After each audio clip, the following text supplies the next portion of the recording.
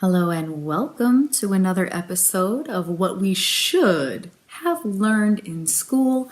I'm your host, Amy Leo, and I recently got back from a 5-day silent retreat, and I wanted to share a couple of insights I had throughout the course of the week.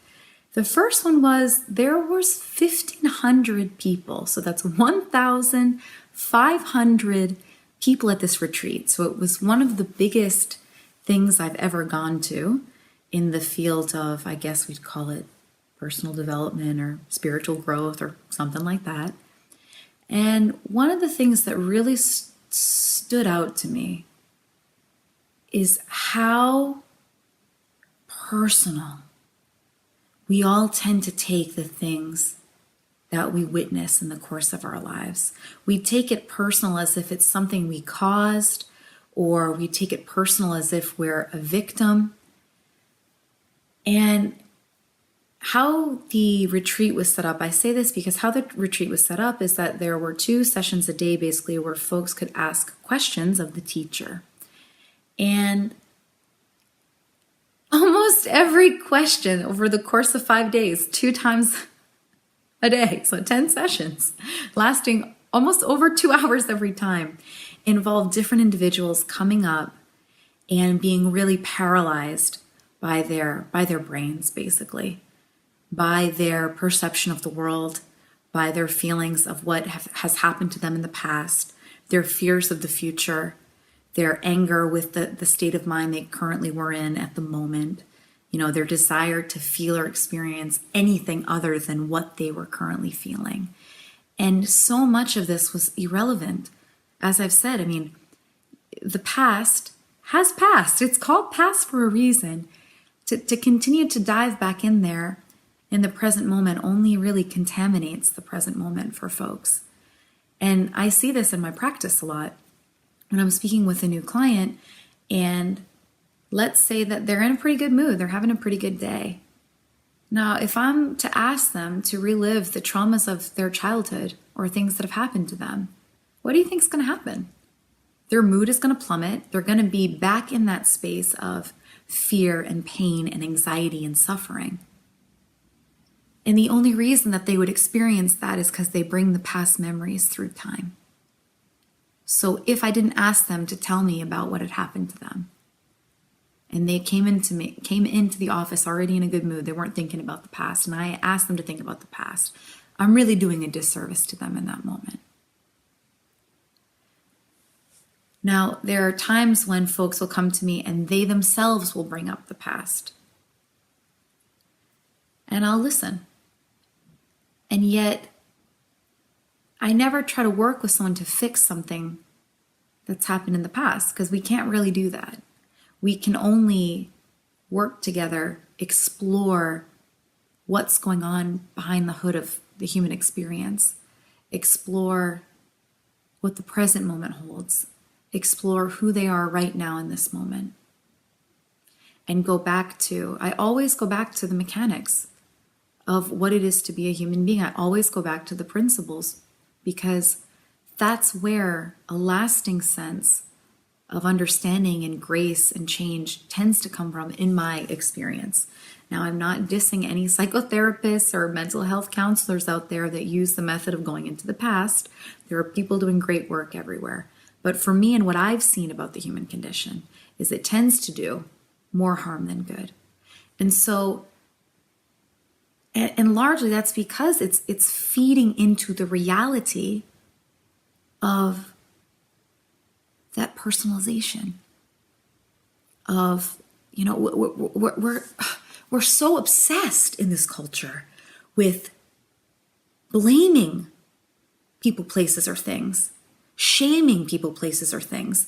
And most of the people that I work with, they tend to blame and shame themselves most intensely of all. So of course that leads to depression and anxiety. It's not a comfortable space to live in. So if we subtract, if we delayer the need for blame and shame, or why we became the way we became, and instead lean into how the human system's working in order to create more flexibility and freedom right now in the present, tangible hope in the present, That to me is a worthwhile investigation for every human being. And perhaps if you're a therapist, that is worth investigating for you if you can hear this on a level where you're not reacting so strongly with a strong opinion of what I've said, because it goes against much of the training. And also what some people's experience are with bringing people to the past. Maybe they feel they've experienced good results, maybe they have. So that is the biggest thing, that this personalization and ultimately, the thing is, I don't know any human being that's gotten out of being human, no matter what their circumstances are, whether they're a famous millionaire or they're someone that's struggled with trauma in the past or currently struggles financially. Every human being I've ever met experiences some things in life they don't want to have happen, some feelings and sensations they don't want. So how can we begin to get a better understanding of that and realizing the temporary nature of all of this? The thoughts, the memories, those are temporary, those are changing all the time. What's not temporary? What's not changing? It seems to me one of the only consistent things about being human is that change is inevitable. Changes in circumstance, changes in mood. And so what is it that can observe that change within us, though? Because there's a place to start investigating, a place of awareness where you start to see the fluctuations. And you start not to be so frightened by when you are in a low state of mind, because you start to realize that it does always shift at some point. Even if it shifts a little bit, there's still fluctuations in the day. When people begin to be more aware of that, they start to notice the shifts may even be a little bit bigger than they originally thought. Even clients of mine that have had depression, let's say, for over 10 years, they begin to notice that there are fluctuations in the day. Watching a comedy with their friends or by themselves even, they're laughing. They're having moments of laughter.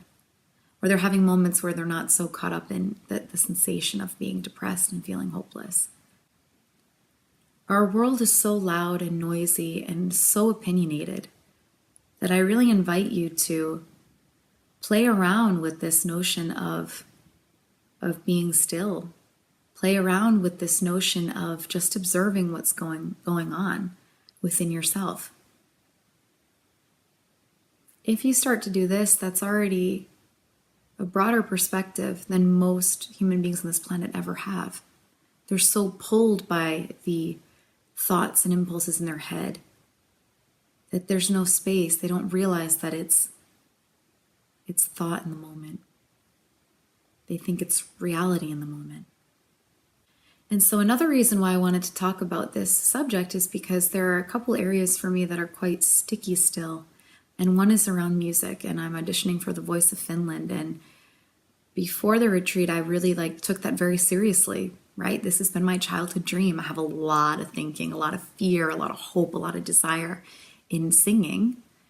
And yet I realized that whether I make it through The Voice of Finland or not, it's really irrelevant, because it's not going to stop me from singing and making music, number one.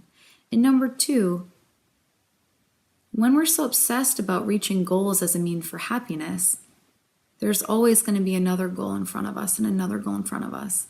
And we're under the illusion that meeting more goals will bring us more happiness, and that's not the case. And you can read the stories of the rich and famous to know that that's not the case. And I'm sure there's examples also in your own life.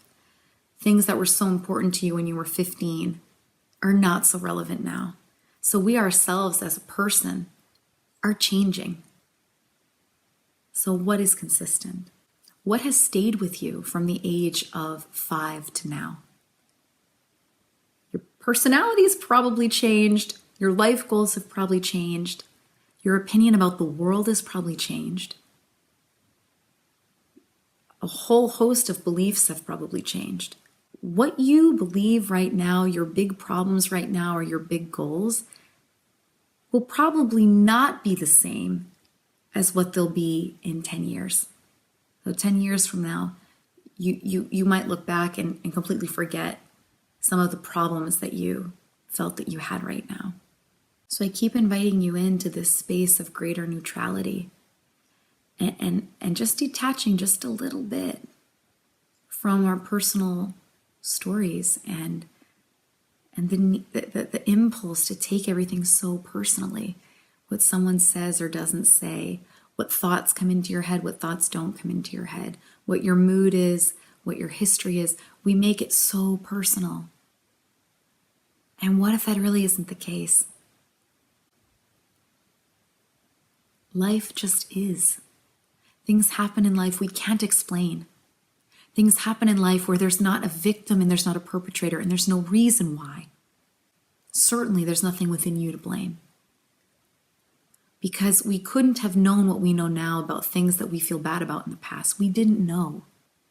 So to go back and beat ourselves up, it doesn't make any sense. We didn't have the information that we have now then.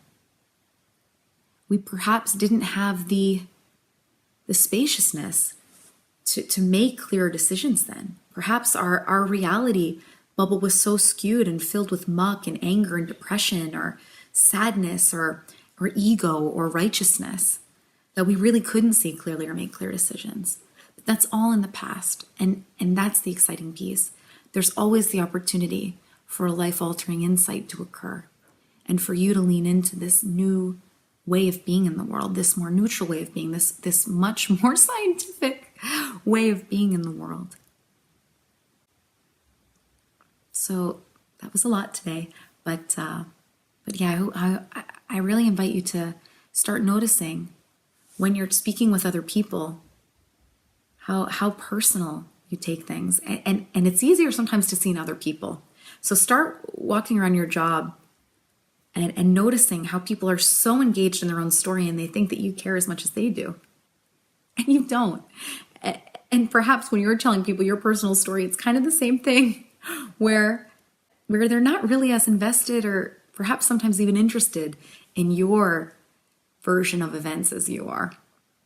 So there's space there for a broader perspective and a much more easeful life and a little bit of a less reactive, scary experience of life. I will speak to you again next week. Again, my name is Amy Leo. You've been listening to What We Should Have Learned in School. You can learn more about me at amyleo.com. Until next time, stay curious. It's really important. Take care of yourself and keep rocking. I'll see you again next week.